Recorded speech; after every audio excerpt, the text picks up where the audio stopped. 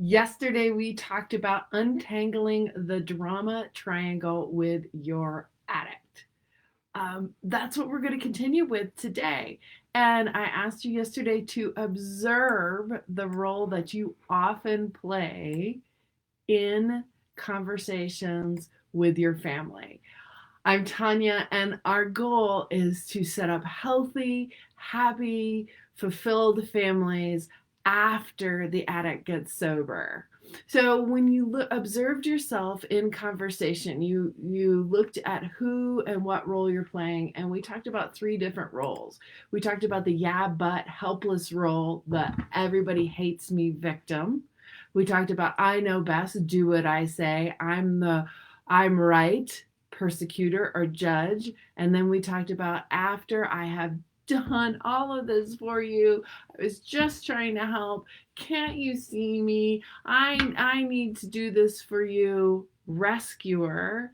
And I asked you to observe who you are when you are in stress or when you are in a drama triangle with your family members and especially with your addict. And when we looked at these roles, the main thing is all of these roles are manipulative. The persecutor needs to be right, often has a soft or weak ego, is really trying to prove that they know best and to make themselves feel good.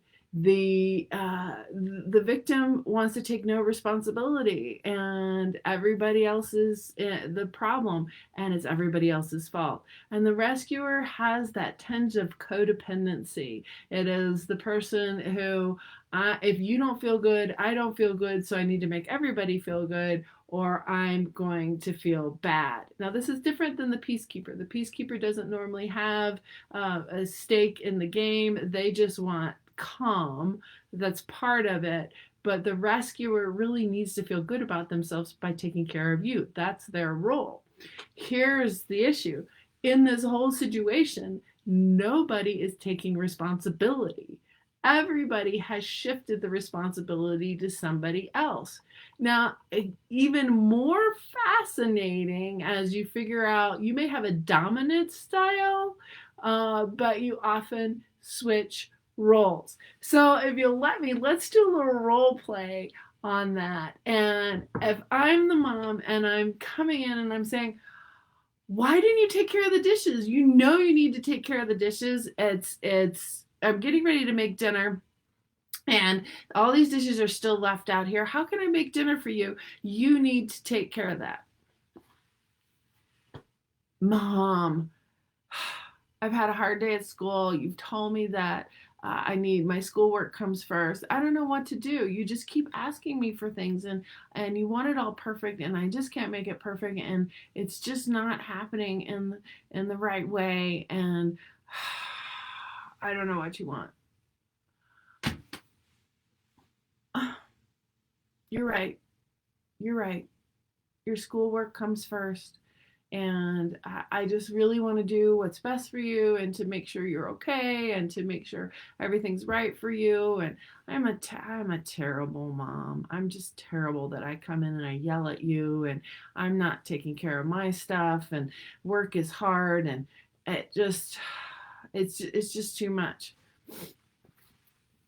Yeah, right. You need to handle your stuff. You're the one who's not taking care of things. I don't know how you can call yourself a good mom. You just keep managing things in a way that makes me wrong and that's what you do to me.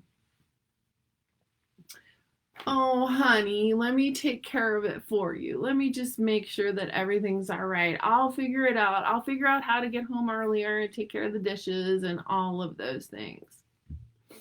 So hopefully you can see in that short little vignette that we switch roles all the time. And even in one conversation, it moves like that. The issue is, again, nobody is really taking responsibility for the problem. They're focused on the interaction and the people are becoming the problem. That's one of the things that we need to talk about with the drama triangle is it's not really about the issue. The issue is the dishes are in the way to make dinner, right? How do we solve that? Instead of working out how to solve that, mom and son are blaming each other and going back and forth between rescuer, persecutor, victim.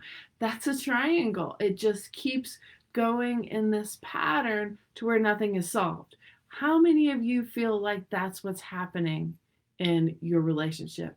That's what's happening. That instead of doing or solving, you are actually manipulating each other based on your own feelings. So, what's the key? How do we get out of that? How do we stop the manipulation? How do we move into something that actually solves the problem? How can you untangle this? So, what we're looking at is 3 A's. Accountability.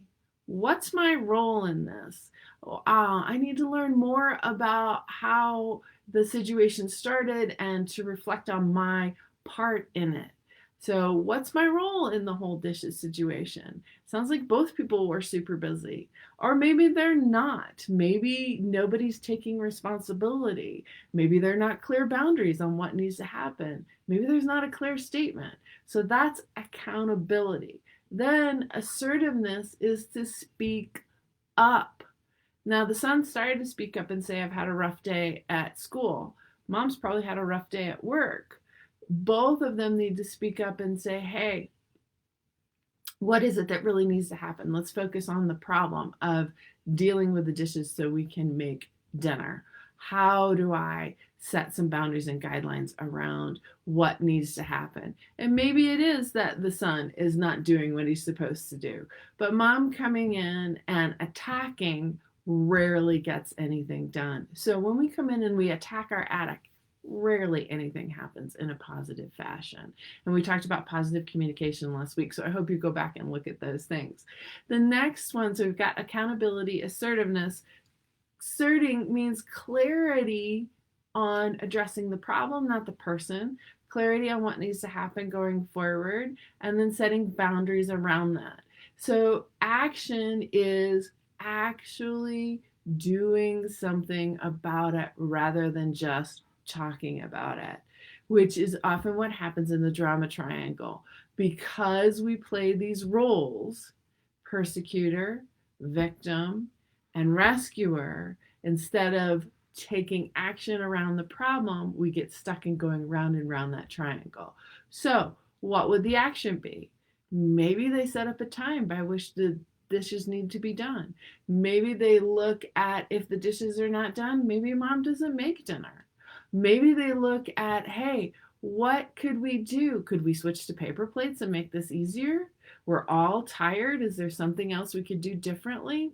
Again, the opposite of addiction is connection. By maintaining this triangle, you are no longer in connection. You are forces opposing each other. So as we're untangling this process, I'm going to leave this with you here. Accountability, assert what it is that needs to happen, and then take action on it. Today, your homework is to look at where you are part of the problem rather part of the solution. So what am I responsible for? Are you responsible for everything like the rescuer? Are you responsible for telling people how to do it like the persecutor? Are you being the helpless victim of, oh, I can't solve anything, I don't have any power? We oscillate between all of those. So where can you take accountability, assert, and action? I'll see you tomorrow. Again, I'm Tanya, and we do have a course on how to heal the addictive family. I'm going to link that below, and you can also hop over to the YouTube and look at that over there as well. It's completely free. I want you to take advantage of that and make sure that you are untangling the drama triangle in your and your addict's life.